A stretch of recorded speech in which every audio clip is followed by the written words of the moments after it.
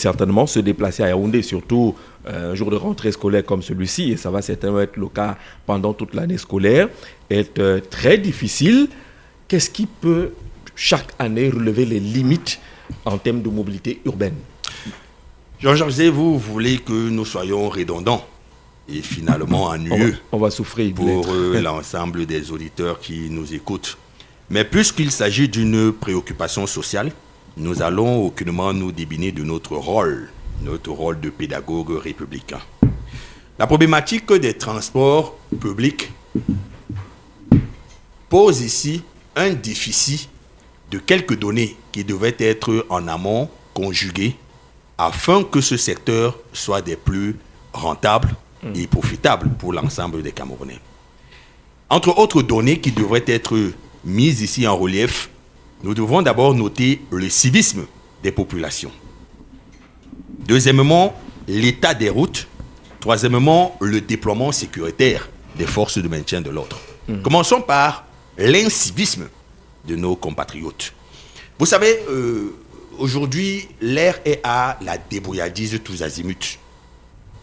Chacun se lève un matin, fait intrusion dans un corps de métier sans en avoir les prérequis de base. Le plus important, c'est de pouvoir joindre les deux bouts afin de se constituer une petite pitance au terme de la journée. Cela amène donc les mototaximans, les taximans à se comporter de façon répréhensible dans la voie publique. Parce que n'ayant pas obtenu ce sésame qui leur permet d'exercer convenablement leurs tâches. Le sésame le plus élémentaire est l'obtention d'un permis de conduire. Pour la plupart, ils en ont, oui. Mais par quel mécanisme ont-ils obtenu leur permis de conduire? Là où de l'huile de corruption aurait été glissée, il va de soi qu'on peut obtenir ce qu'on veut aisément. Nous avons ensuite l'état piteux et catastrophique des routes. Tenez, il y a quelques semaines, les responsables de la ville ont annoncé avec pompe les travaux de réhabilitation de certaines chaussées, disait-il.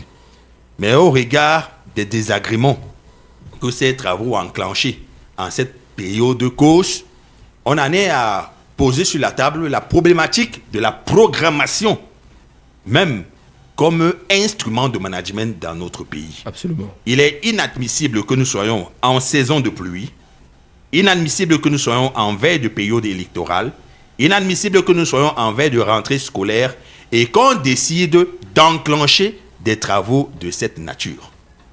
Cela nous conforte dans l'idée selon laquelle les manettes de pouvoir au Cameroun ne sont plus entre des mains rassurantes. Et troisièmement, il y a ce défaut de déploiement judicieux des éléments des forces de l'ordre à travers toute la ville. J'ai noté que certaines zones semblaient être privilégiées.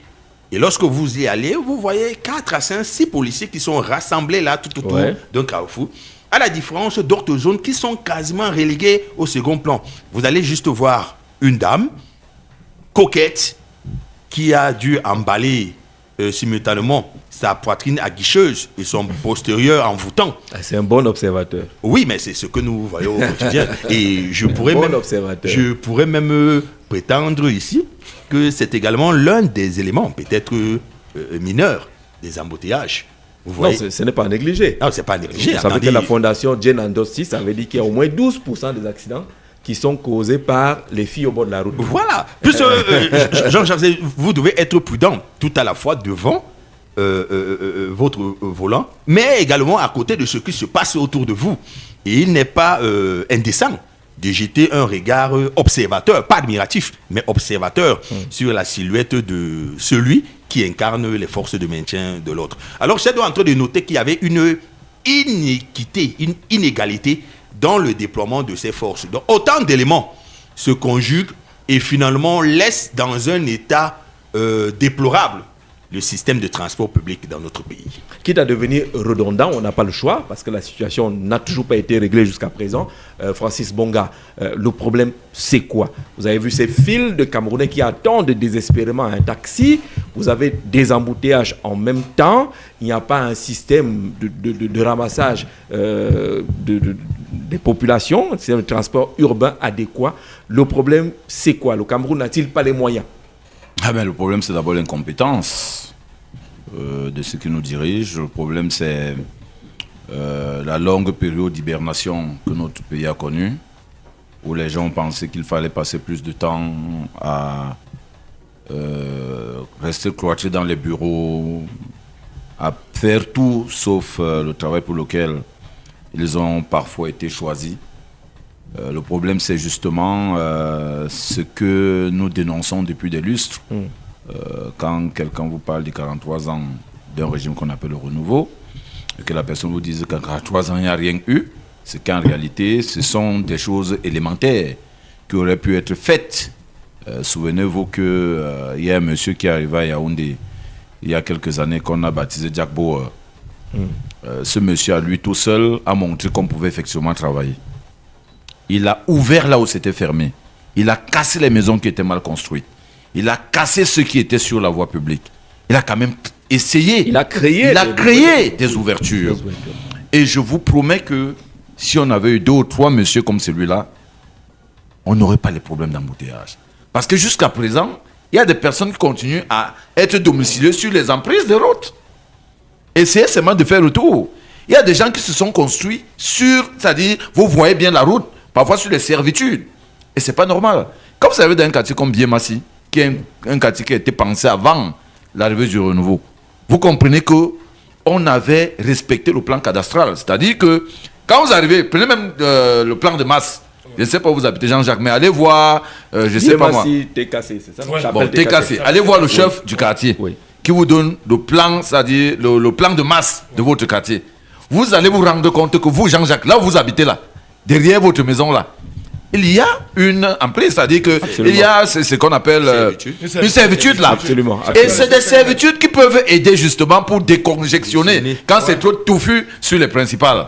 Et c'est ce qu'il y a à Biémassi. À Biémassi, tu entres comme ça, tu sors de l'autre côté. Tu entres là, tu sors de l'autre côté. Et l'actuel bitumage de la route et donc, va permettre de décongestionner effectivement. Carrefour TK. Alors, on n'a pas pensé, on pouvait rattraper cela. Parce qu'à l'époque, ça n'a pas été pensé. J'ai dit, Timevuna est arrivé. À un moment donné, il a dit, je ferme mes yeux et je fonce droit dans mes bottes. Je rencontre quelqu'un, j'écrase. Et on a commencé à dire, Jack Boé, tu les gens. Il a dit que bon, ok, j'achète donc le cercueil. J'achète le cercueil, je marche avec. Ou vous allez finir avec moi, on va directement mettre dans le cercueil. C'est pour dire qu'en réalité, il y a eu un laxisme administratif. Il y a eu un laxisme des pouvoirs publics qui ont pensé qu'il faut plaire aux gens. Non. Il faut d'abord, le Cameroun, c'est nous tous. Il faut d'abord faire plaisir au Cameroun, à notre pays. Et pour faire plaisir à notre pays, les gens vont vous insulter aujourd'hui, mais demain vont vous remercier. Parce qu'à l'époque, justement, on voulait tuer Timevuna. Aujourd'hui, on remercie Timevuna pour ce qu'il a fait. Oui. Aujourd'hui, vous pouvez... Mais je circulais il y a une semaine de cela avec mon paternel. J'allais l'accompagner à l'hôpital.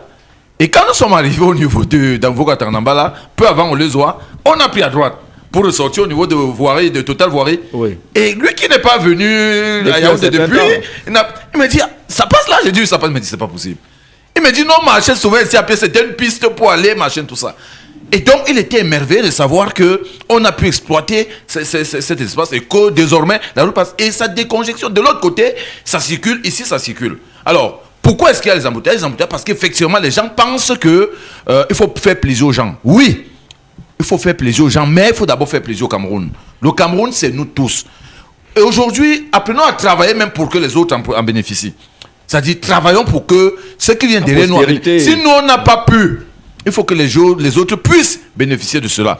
Et donc, aujourd'hui, quand vous essayez de circuler, effectivement, vous vous rendez compte que c'est parce que nous sommes en pleine période de campagne. Parce que là, je suis obligé de le dire comme cela, le RDPC est en campagne depuis. Et donc, il faut donner l'impression qu'on est en train de travailler. Il faut donner l'impression que oui, on met le ciment à gauche, on met à droite, on bloque partout, les gens ne parlent plus. C'est pas possible. C'est des choses qui auraient pu être faites progressivement et on n'allait pas se rendre compte qu'on est en train de faire un certain nombre de choses. Aujourd'hui, il y a combien d'échangeurs à Yaoundé? Il n'y a presque pas d'échangeurs. Quand vous trouvez la route bloquée quelque part, c'est terminé. C'est terminé. Vous passez des heures. Samedi, j'ai voulu partir samedi de Borne 12. C'est-à-dire de Borne 12 pour le Carrefour Messame Dongo. Jean-Jacques, c'est 4 heures de temps. 4 heures. Vous passez 4 heures là. Mais c'est pas possible. C'est pas possible. Et maintenant, nous entrons. Je me pose la question de savoir comment est-ce que les chefs d'établissement vont faire. Vous allez tous les matins punir les enfants qui arrivent à 8h30. Alors, eux, ils payent quoi? Ils payent la faute à qui? Ah non, on nous dira qu'il faut qu'ils se lèvent à 3 heures. Ils doivent se lever à 3 heures pour aller à l'école. Alors, vous aurez quel genre d'élève qui s'est réveillé à 3 heures, qui doit être là à 7h30 et vous écoutez? Ah, monsieur, il va dormir. Il va dormir. L'insécurité. Bon, oui, si, il y a même l'insécurité. Mais je dis, au-delà de l'insécurité, quand il a même pu se tirer d'affaire, qu'il est arrivé à l'école, il est donc arrivé, il a l'heure à 7h30. Quand toi, tu vas venir lui dispenser les cours à partir de 9h, le monsieur doit pouvoir dormir, doit récupérer. Il s'est réveillé à 3h du matin. Donc, c'est pour dire qu'en réalité, les gens ont fait trop de mal à ce pays. Et c'est regrettable. La faute à ce système. La faute au système, l'incompétence, l'absence de planification, de programmation, tel que l'a dit, c'est ça qui est à l'origine de tout ce qu'on vit à Yaoundé aujourd'hui. Jean-Jacques, vous êtes scientifique dans votre démarche, mais tout ça est fait à dessein. Puisque depuis 7 ans, on n'avait pas de chantier dans la ville de Yaoundé. Mais en quelques semaines, l'argent est sorti des caisses. Avant ça, il y avait la pandémie Covid qui a saucissonné les caisses de l'État. Il y avait les crises dans le Nozo et dans le Grand Nord, et ainsi de suite. Mais il y a aussi un autre aspect. Mes dévanciers ont parlé, ont fait vraiment le tour de la question. Mais il y a aussi un autre aspect que décrit souvent le professeur Bayebek sur les plateaux. Ces personnalités qui sortent parfois à des heures de pointe, qui vous obligent également d'attendre. Moi, j'ai connu un ministre dans ce pays qui habitait du côté d'Odja. Quand il passait, mais la circulation s'arrêtait dans la ville de Yaoundé. Parce qu'avec toute sirène hurlante, pim-pom, pim-pom, pim-pom, il n'est pas le seul. Donc, vous remarquez que quand... Alors, tous qui ont un véhicule immatriculé SN, une plaque jaune ou rouge, ainsi de suite, eux, ils pensent être prioritaires. Bien sûr. Ils roulent même parfois en sens interdit, vous narguent au passage. Qu'est-ce que vous allez faire? Et maintenant, l'autre caillou dans la chaussure, c'est vrai, c'est la période scolaire, ces gens nous aident beaucoup, les mototaximens. Les mototaximens ont dit, le préfet sort un arrêté, dit non, plus de motos dans le centre-ville. Mais ça dure le temps des flashs de caméra. Le lendemain, les gars sont encore là. Et quand vous voulez vous plaindre, on vous dit que non, le chef de l'État les a reconnus d'utilité publique. Donc, c'est un électorat... On veut dire que c'est un mal nécessaire. Oui, si vous frappez du poing sur la table, non, vous allez sanctionner l'électorat, et ainsi de suite, ainsi de suite. Et là, chacun fait ce qu'il veut. Et là, je rejoins l'aîné, sous le qui dit souvent que bien carbone, la on a l'habitude de le faire et rien ne nous arrive. Et il y a cette fameuse tolérance administrative qui voudrait qu'aujourd'hui tout le monde fasse ce qu'il veut. Alors, vous imaginez, le Camerounais qui souffre. Vous imaginez quelqu'un qui a installé son entreprise de production en Bankomo pour livrer au marché central, qui va mettre 10 heures de temps pour livrer. Les conséquences de ce qu'on vit aujourd'hui sont énormes. Peut-être que nous, on se plaint parce qu'on n'a pas trouvé un taxi, on n'a pas pu rouler, mais sur le plan économique, c'est inestimable les conséquences de cette mobilité en panne dans nos villes. Vous savez, bonjour Jean Jazé, bonjour aux marcheurs de la capitale, bonjour à lui David, l'aîné Francis et Norbert Boudé. Heureux de vous retrouver ce lundi en forme et avec un sujet qui touche plus d'un Yaoundéen. Parce qu'il faut dire que la ville de Yaoundé, c'est une ville qui n'a pas été repensée depuis près de 60 ans aujourd'hui. C'est une ville coloniale et elle reste une ville coloniale. Parce que lorsqu'on parle d'une ville, on parle de la mobilité urbaine. Et je crois que les habitants, ou bien ceux qui nous gouvernent, sont restés dans l'optique d'un village devenu ville. Et vous savez, lorsqu'on veut urbaniser un village, on prend les moyens adéquats. On est incapable de raser tout un quartier d'habitation pour faire de la place. Il est relogé où ils doivent être logés.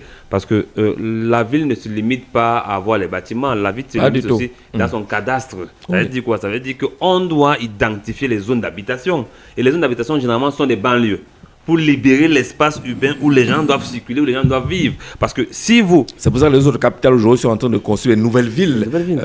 On décale pour aller construire les zones d'habitation. Il y a Libreville 2 qui est en chantier. Oui, parce que si vous permettez à ce qu'il y ait des villages en pleine ville, il y aura toujours ce problème. Parce que vous allez avoir des gens qui habitent là, ils n'ont plus de véranda et doivent occuper le trottoir, la chaussée, pour pouvoir vivre en fait. Et voilà d'abord un véritable problème que nous avons dans la ville de Yaoundé. C'est qu'on n'est pas encore arrivé à faire comprendre aux habitants de Yaoundé que Yaoundé était votre village il y a cela 50 ans, 100 ans. Aujourd'hui, c'est devenu la ville de Yaoundé. Et vous devez donc maintenant être relogé par l'État. Ça veut dire quoi? Ça veut dire que si vous avez eu 1000 mètres carrés en plein centre de Yaoundé, on vous reloge où il faut. Peut-être pas la même quantité parce que la valeur change, mais on vous donne quand même un espace un peu adéquat qui permet d'équilibrer et vous partez habiter là-bas. Parce que dans les villes qu'on apprécie aujourd'hui, ça ne s'est pas fait dans la douceur. Et l'aîné Francis a cité Jack Bauer, qui a dégagé des quartiers entiers. Exemple, le tabac. Il a dégagé un quartier entier. Pour dire quoi? Pour dire que, attends, vous ne devez pas être là. Nous, on admire ce que Ntaba est devenu aujourd'hui. Que vous circulez, les hôtels sont en train d'être construits, des belles villas sont en train de naître de ce côté-là. Vous ne devez pas habiter là. Et il avait même cela pour commencer, il avait commencé à voir avec les meubles qui est en face. Baïga Center. Non, pas Baïga Center, non, en Vorada, je parle à un côté de l'immeuble d'émergence, derrière là. Mais le projet était de continuer, en fait, il devait continuer tout au long, parce que les habitations là servent à quoi cet endroit? Cet endroit peut être utilisé pour moderniser la ville et créer donc des espaces de contournement. Parce que vous voyez que lorsqu'on fait l'espace de contournement, on est souvent obligé de marcher dans les maisons des gens pour casser et autres, et ça crée les désagréments, et ça crée les souvenirs populaires. Je crois qu'on doit repenser la ville de Yaoundé, mais je pense aussi que c'est aussi une volonté manifeste de ceux qui nous gouvernent de ne pas le faire. Parce que eux, ils se plaisent à voir les Camerounais souffrir. Parce que lorsqu'on travaille, on travaille d'abord pour les Camerounais. On ne travaille pas pour un ami ou bien pour un copain. On travaille d'abord pour les Camerounais. Et je crois que chaque Camerounais, et les gens aiment si bien le dire. J'étais aujourd'hui dans un taxi où une dame prenait l'exemple de Buya et de Bamenda avant la guerre, où c'était beau vivre, propre et tout. Mais là-bas, je ne comprends pas que là-bas, on a mis des exigences élevées pour dire aux populations que ici vous ne passez pas, donc vous là ne passez pas. Là vous ne passez pas carrément. À Bamenda, on sait que là c'est un sens interdit. Oui. Là vous ne pouvez pas passer. À 17h, on ferme tous les commerces. Oui. On fait la toilette de la ville. Et vraiment, vous avez envie de vivre dans une ville disciplinée et les gens se sont arrimés. Ils fonctionnent comme cela.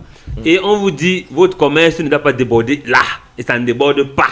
Et vous voyez donc que les gens vivent ensemble. Au Cameroun, on a développé l'amitié, la fraternité. Tu connais qui on je a suis. Tout politisé aussi. Je suis un Vor Manga, je suis un Vor et tout. Quoi là, je sais pas quoi on dit souvent là et tout. Et à ce moment, ça devient compliqué. Et vous voyez des routes qui s'épandent. C'est-à-dire qu'on dit qu'ici doit avoir une servitude. Mais la servitude arrive comme ça en ligne droite. Après, elle part à 90 degrés, parce qu'il ne faut pas qu'on casse la maison de celui-ci. Et vous voyez qu'on arrive toujours à avoir les mêmes problèmes.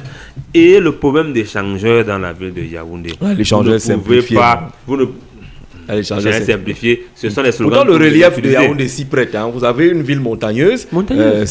Faire les échangeurs devrait être relativement plus facile. Ça veut dire que quand vous passez comme ça, vous voyez une colline à l'autre. Tu peux lancer là. Si on lance là, on dessert la population.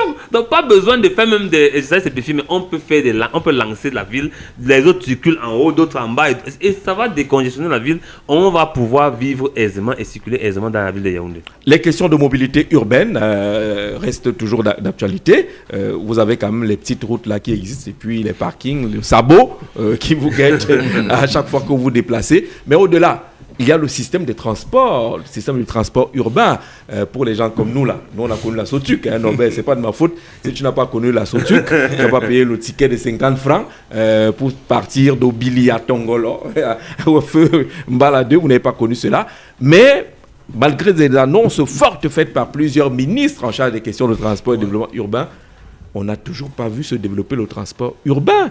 Le fameux tramway. Nous n'arrivons pas d'abord au Non, tramway. le tramway Commençons- va arriver tôt. Jean-Jacques, nous Commençons par sommes quittés de seulement la le bus. Sotuc, nous sommes quittés de la Sotuc à la Socature. Non, Sokatu à Douala. C'est à Oui, Douala. là-bas aussi. À Yaoundé, il y a un truc qui est fermé là. Ceux qui étaient à la tête, Check le bus. Non, il y a d'abord eu Stécie. Et bon, Voilà, c'était Après ça, le Stécie, bus. il y a eu le bus. Qui est fermé à Douala. à moins que ma mémoire flanche, je crois que entre autres directeurs de la Sotuc, nous avons vu à l'époque d'Akolé. Oui. Et Socature, il y a eu l'actuel ministre Des Transports. des Transports.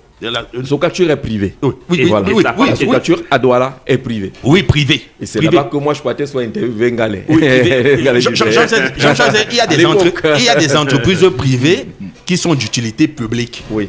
Très souvent, Oui, justement parce que l'un des actionnaires de la Socature, c'est la communauté urbaine de Douala. communauté urbaine, voilà. Oui. Bon, et là, on a une idée du type de management que celui qui était à la tête de cette entreprise peut incarner. Et il nous arrive de questionner les fondements qui ont présidé à sa désignation à la tête d'un secteur aussi complexe que celui des transports dans notre pays. Puis Nous c'est n'ouvrons un pas, enseignement secondaire. n'ouvrons pas ce dossier. Mais Puis- nous puis convergeons c'est un tous enseignement que secondaire. il y a beaucoup de subjectivité qui... Peut-être qu'on s'est dit que puisqu'il est dans le transport urbain depuis des années, Maintenant. pourquoi ne pas le nommer directement ministre De- a priori, Comme on a pris un maire, on en a fait ministre du développement urbain, l'habitat, parce que le maire avait quelques succès dans sa oui. localité. on a dit, bon, A priori, cette logique devait être profitable. Mais a posteriori et à l'épreuve des réalités, des faits, bon, c'est l'une des plus grosses bêtises du renouveau. Moi, je veux revenir sur l'aspect économique, Jean Jalzé, Oui. parce que nous souffrons le martyr. Il est inadmissible que le bâton de manioc coûte 200 francs, sous le regard qu'on plaisante de tous. Le bobolo coûte 200 francs. Et pourquoi le bobolo en arrive à coûter 200 francs? Simplement parce que la maman qui confectionne le bobolo à Mambiné, ou à Likenliko, ne peut pas arriver Dans la région du à centre. leur indiquer au marché Vombi. Lorsqu'elle est tout autour Kouamara. disons même à Hala, tout est bloqué. Alors les Bayam Salam l'attendent aux environs de 4h30. Et on sait que nos mamans, nos épouses, lorsqu'elles vont au marché, elles ont la possibilité de trouver ces produits à vil prix. C'est aux encablures de 10 heures que la marchandise est quasiment livrée, ce qui amène à gréver le coût du produit, sans compter les désagréments, parce que le véhicule même qui transporte ces marchandises est vétuste.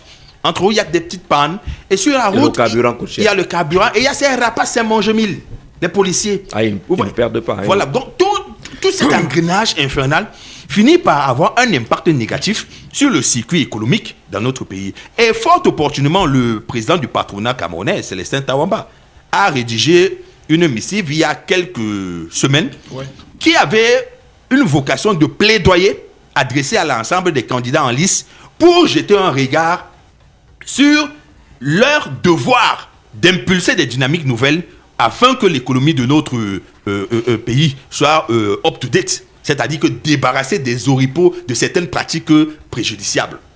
Entre autres donc pratiques, il faudrait qu'on impulse la petite économie, parce que c'est cette petite économie qui a un impact fort dans la grande économie que nous pouvons avoir. Prenons le cas des livraisons des cajots de tomates. Les cajots de tomates qui coûtent de Fumban, les pommes de terre qui coûtent de Banja, qui quittent de Banja, de Bafan et autres, mais qui n'arrivent pas à point nommé dans leur lieu de déchargement ou de livraison.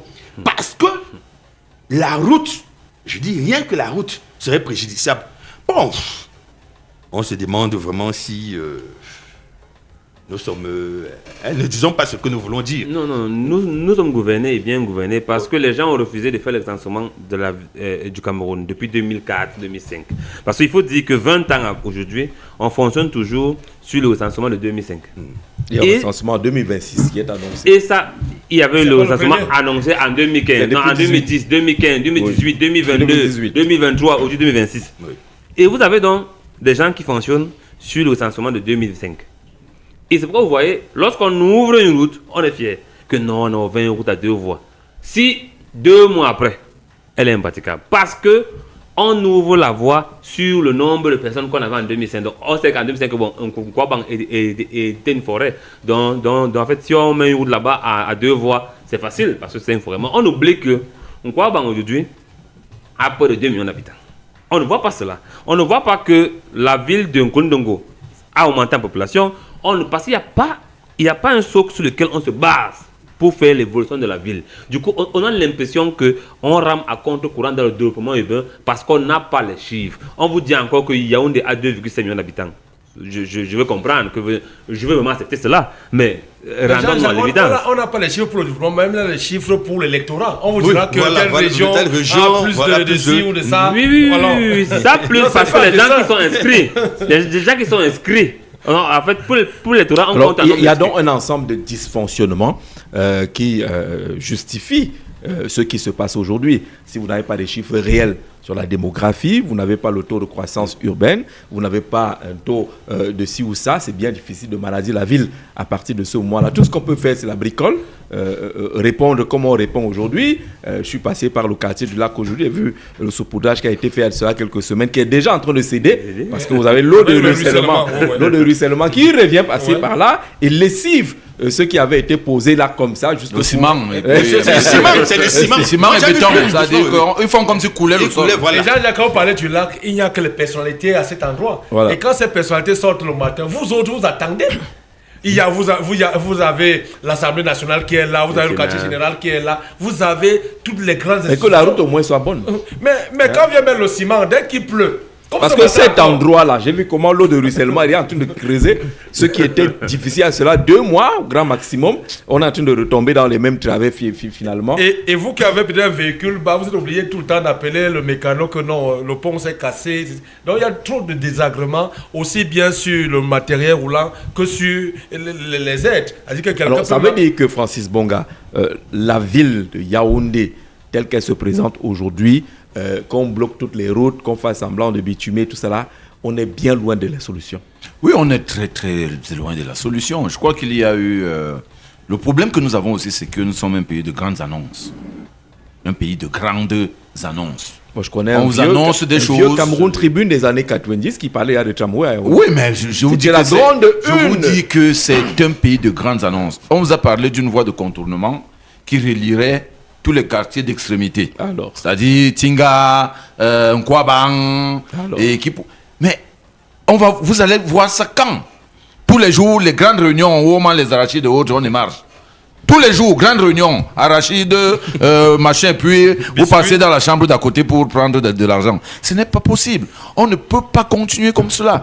Et je crois que c'est Jean-Jacques qui le disait tout à l'heure avant moi. Effectivement, il y a eu une explosion démographique qui est telle qu'aujourd'hui, même ces bus de transport-là, Jean-Jacques, quand vous rappelez la Sotuc à l'époque, mais souvenez-vous qu'à l'époque, nous étions moins de 1,5 million à Yaoundé. Oui. C'est-à-dire, tous les Yaoundéens étaient dans les 1,5 million. Donc ça fait que même le parc automobile, il était suffisamment réduit. Les bus pouvaient donc circuler librement et autres. Alors aujourd'hui, si vous allez mettre les grands bus, il va circuler comment? Il va circuler où? Partout, c'est les nids de poules, les nids d'éléphants. Donc c'est compliqué. C'est compliqué. Et c'est pour cette raison que je vous disais tout à l'heure que tout est à refaire. Parce que visiblement, vous savez, quand on atteint le seuil des impossibilités, c'est-à-dire quand vous ne parvenez plus à réfléchir, quand vous avez saturé en termes de réflexion, vous êtes comme bloqué. Parce que là, vous ne parvenez plus à bouger, vous êtes comme neutralisé. C'est-à-dire aujourd'hui, ce qui reste aux gens, ce sont les discours. En dehors des discours, ils ne peuvent rien faire, ils ne peuvent avancer. Mais vous savez quand même qu'au niveau du lac, vous parlez du lac tout à l'heure, vous savez quand même que la plupart de ceux qui habitent là, quand vous allez voir le Premier ministre et autres qui ont des résidences là, c'est les généraux. Vous savez quand même que l'armée a une structure qu'on appelle le génie militaire, qui peut décider. J'ai dit le génie militaire, à travers le MINDEF, peut décider de mettre de l'ordre au lac. C'est-à-dire dire que cette affaire de route, on met un terme à cela. Je vous donne 1 mois. Et je vous assure qu'en termes de qualité du travail, le génie militaire, j'ai envie de dire que c'est le numéro 1. Quand ils disent qu'ils veulent travailler, vous ne pouvez pas. Donc c'est une question de volonté à la fin. On dit, on met de l'ordre ici, on veut des routes ici. Mais attendez, ça c'est un quartier résidentiel. C'est où le Premier ministre, Franck Biya, a une maison là-bas. Ils sont là-bas. Mais comment expliquer? Les NAM est là-bas. les NAM, Les NAM. où on forme tout ce que vous dites là. Les gens là. Ils sont là. Comment vous expliquez donc que pour à l'entrée de l'ENAM, il y a au moins 8 nids de poules, au moins 8 nids d'éléphants. Qu'est-ce qui explique cela? C'est le cynisme, c'est le enfin, je sais pas. C'est pour donner l'impression qu'il n'y a rien là-bas. Moi, Que ne regardez pas sur le côté j'ai vu s'il n'y a la rien nouvelle- ici. la nouvelle route Mais lycée la Leclerc, comment elle a DGRE accédé est là-bas, en face de l'ENAM. Alors, ils veulent expliquer quoi? Que la comptabilité matière du ministère des Finances est juste en bas. Mais eux, au moins, j'ai vu qu'il y a une servitude qui passe là. Ils ont bien goûté. D'ailleurs, ils ont même mis une sorte de barrière, c'est-à-dire une barrière avec un bâton en fer pour éviter à Isaac de passer, parce que Isaac est l'un des destructeurs de Donc, je me pose la question, qu'est-ce qui peut expliquer donc une zone résidentielle qui mobilise autant d'institutions, autant de résidences, de personnalités, soit abandonnée? Sauf si c'est un abandon cynique. Parce que peut-être ils ne veulent pas qu'on s'intéresse à eux.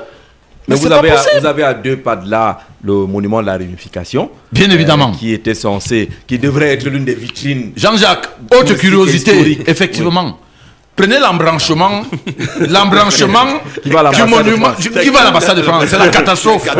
Il y a une, c'est-à-dire au moins, sur au moins 20 mètres. Pour rouler là, il faut aller doucement parce que c'est Monument un de la nid d'éléphant. réunification. Mais c'est pas possible. Et j'ai dit aussi que c'est aussi derrière l'ambassade de France. Eux aussi. Les Français même ne peuvent pas dire que mettez un peu d'ordre. Arrangez. Mais c'est. À un moment donné, je ne comprends Alors, pas. une ville doit être pensée. Oui. On peut rattraper, on peut tout changer. Moi, j'étais en N'Djamena où j'ai vu les jeunes jouer au football à 2h du matin. Ben oui. Parce qu'on a conçu les stades de proximité dans des zones habitées. Avec les stades, la pelouse synthétique. Et l'empathie. Non, mais Bodé, les enfants jouent toute la nuit. Ils se relaient. Non, mais c'est vrai. En N'Djamena où on fait croire que tellement il y a la... Oui, d'accord, la ville est militarisée, mais il y a des infrastructures qui montrent qu'on est en train de penser au lendemain. On pense aux années... la place de la nation, c'est incroyable. On n'a pas une place comme ça au Cameroun ou ailleurs. Mais ici, on est dit, oui, N'Djamena, ils sont... Vraiment, les Tchadiens, on commence à prendre la hauteur, à penser ok. que... Mais il y a quelque chose qui est en train d'être fait d'ici quelques années. Ils vous disent que nous, on a mis l'accent sur la route, dont la capitale n'est pas normale. Vous voyez, le président fait soin de sorties inopinées. Le président lui-même, il mesure la taille des rigoles. Il prend le bâton, il dit que ça, là, on a dit que ça allait être un 5. Pourquoi est-ce que c'est faut en 45 arriver là. cm? Il faut me reprendre solution, ça. c'est le Faut en arriver là. Il faut me reprendre ça. Jean-Jacques, faut-il le génisme dans Je ne sais pas, la volonté peut-être. Non, mais moi, je crois que c'est le côté positif de l'alternance ou du relais. Ouais. Aucune œuvre humaine n'est achevée. Et lorsqu'on a atteint le pic de productivité, on ne peut que verser dans la sclérose. Or, ceux qui sont là sont justement dans l'immobilisme. S'il y avait eu relais, l'enthousiasme, le zèle de ceux qui arrivent nouvellement, qui sont encore imbibés de cette envie de produire quelque chose d'avantageux, de profitable pour les populations, impulse des changements. C'est ainsi que des volets comme la construction des routes peut connaître des avancées significatives. Mais lorsque c'est le même système, dans la même durée, rien de... Là, vous avez des membres qui disent qu'ils n'ont pas vu les trous dont vous parlez. Voilà, Avec bon, les bon, autres. oui, il y a de J'ai telles même personnes. un aîné ministre qui disait quand les poubelles pullulaient partout, Oui. que lui, il habite soit à Santa Barbara. Pour venir à son bureau, il n'a vu aucune poubelle. Bon, vous savez, il y a un volet qu'on occulte très souvent. Simplement parce qu'il n'est pas démontrable. Mais c'est un paramètre, un déterminant qui doit être intégré dans la qualification de ce que traverse notre pays. C'est-à-dire que cet aspect métaphysique. Parce que vous avez souvent l'intime conviction en vous qu'on a tronqué le Cameroun au diable contre certaines facilités. Je vous dis, Jean Jazé, parce que lorsque vous vous mettez dans la posture réflexive ou mentale de ceux qui nous dirigent, avec tous les moyens qui sont à leur disposition, vous ne parvenez pas à vous persuader ou à comprendre pourquoi est-ce que la stagnation aurait pris de telles proportions dans ce pays. Mais il y a cet aspect métaphysique qu'il faudrait intégrer. Ces gens ont vendu le Cameroun à Satan ou aux forces démoniaques contre leur séjour interminable à la tête de l'État. N'ayons pas peur de le dire. Le démontrer serait peut-être assez difficile ou complexe. Mais ce sont des convictions qui finissent par ça passe intérioriser dans notre subconscient au vu des dégâts. On ne réussit pas à expliquer objectivement oui. ce qui se passe. Est-ce qu'on n'a pas de l'argent? Est-ce qu'on n'a pas de ressources humaines? Voilà, des experts. Nous avons des grandes écoles qui forment des spécialistes qui sont ailleurs. Moi, je veux parler encore de N'Djamena. Le président des ressortissants camerounais, N'Djamena, c'est un architecte. Il gagne des marchés au Tchad parce qu'il fait son travail et il est très apprécié de ce côté-là. Donc, vous avez donc des ressources humaines qui existent. Est-ce qu'elles ne sont pas utilisées comme il faut pour qu'on puisse avoir des villes où on peut se déplacer de façon fluide? Vous allez à Douala, c'est pratiquement les mêmes questions. On a un groupe de jeunes chercheurs qui sont arrivés au Cameroun, à Douala, et étudiaient les villes qui sont entourées de cours d'eau ou de mer. Et le constat, c'est que Douala est la seule ville en Afrique qui est au bord de l'eau et ne profite pas de l'eau. C'est-à-dire que vous n'avez rien, le vouri ne vous sert à rien. En dehors des suicides, le vouri ne vous sert à rien à Douala. Vous ne pouvez pas vous déplacer par des pirogues, alors que vous pouvez partir à Aquanor et autres par la voie fluviale à Douala. Mais ce n'est pas du tout exploité. Il n'y a rien, ça ne vous sert à rien. Les gars sont arrivés à cette conclusion-là. On s'est regardé pour dire, mais attendez, c'est quand même vrai. Même sur le plan touristique, on n'en profite pas. Le vouri nous sert totalement à rien. Alors, le problème, c'est quoi? C'est quoi le problème? Est-ce que c'est magique, c'est sorcier, c'est métaphysique? Le problème, c'est qu'ils n'arrivent plus à penser. Vous savez, on ne peut pas demander aux gens qui ont un logiciel de 1970 de penser à un logiciel de 2025. Surtout que pendant ce temps, ils n'ont pas fait la mise à jour, il faut le dire. Parce que, vous savez, l'esprit humain est compétitif quand il est mis à jour. Mais lorsque vous atteignez le seuil de vos capacités, vous ne produisez plus Jean Jazé. Et c'est le problème que nous avons. Parce que lorsque vous dites aux gens qu'on peut utiliser le vouri comme source de richesse et source de déplacement, et ils voient le vouri où il y a la même water. Vous voyez un peu, en fait, c'est que vous avez déjà deux manières de penser qui s'opposent. Et du coup, rien ne peut se produire à ce niveau. Ils vont vous dire que non, moi, mon grand-père... Ouais, mais tout le monde veut se balader sur la Seine à Paris. Non, ils vont vous dire que lui, son grand-père, partait là-bas faire les rites. Tout le monde va sur la lune à Abidjan. Il respecte l'eau parce qu'il y a les habitants de l'eau. Et vous avez bloqué le débat. Et comme donc c'est lui qui tient dans le pouvoir, vous ne pouvez rien faire. Il vous dit que moi, mon grand-père partait verser le riz là-bas pour donner à manger aux ancêtres de l'eau. Donc, si on construit, si on met les bateaux là-bas, ça va gêner la quiétude des ancêtres de l'eau. À ce moment, on n'avance plus. Donc, du coup, vous voyez donc pourquoi on avance pour Cameroun. C'est parce qu'on n'a pas intégré que l'évolution vient aussi par le changement de mentalité. Parce qu'il faut, c'est comment, ok, il y a mes ancêtres là, mais même mes ancêtres aussi naissent et d'autres gagnent. En fait, d'autres meurent ici et ils vont devenir ancêtres là-bas. Donc, ils arrivent aussi avec une autre mentalité. Ils peuvent comprendre que, bon, avec le temps, mes enfants veulent aussi exploiter aussi le cours d'eau pour avoir des bénéfices ou bien une quelconque mobilité de déplacement. Je pense que Jean Jazé, il est temps de dire aux Camerounais que ça ne sert à rien de se plaindre. Parce qu'à un moment donné, on s'est trop plaint. Mais nous ne sommes pas dans l'action au Cameroun. Parce que l'action vient du fait de l'alternance ou du changement. Je dis changement parce que je ne veux pas que vous me tapez sur les doigts. De l'alternance ou du changement. Ça veut dire quoi? Ça veut dire que on peut... les ennemis du changement ici? On peut maintenir un système en place, mais en changeant des hommes à la tête de ce système. Ouais. Parce que Norbert Ebodé ne sera jamais Jean-Jacques Béa. Parce qu'on pense différemment. Même comme on peut dans le même système. Mais Jean-Jacques Béa, on l'a vu avec les conseils régionaux. Le conseil régional de la Damawa est très apprécié. J'ai reçu le président du conseil régional de la Damawa. Tous les témoignages vont dans le sens que vraiment ce qui est fait là-bas, avec les mêmes moyens qu'on donne à tous les autres conseils régionaux, là-bas il y a quelque chose qui bouge. Ça bouge parce que... Bon, il est de l'UNDP. Parce que le peu de choses... parce que le peu de choses qu'il a, il met à provision pour la population. Voyez seulement certaines mairies qui sont de l'opposition. On les bloque partout, mais ils réussissent quand même, avec le peu d'argent qu'ils reçoivent, à faire des choses. Parce qu'ils se disent, ok, il faut quand même poser des actes, une nouvelle mentalité. Ils vous disent qu'il faut une niveleuse dans une mairie. C'est pas sorcier et tout.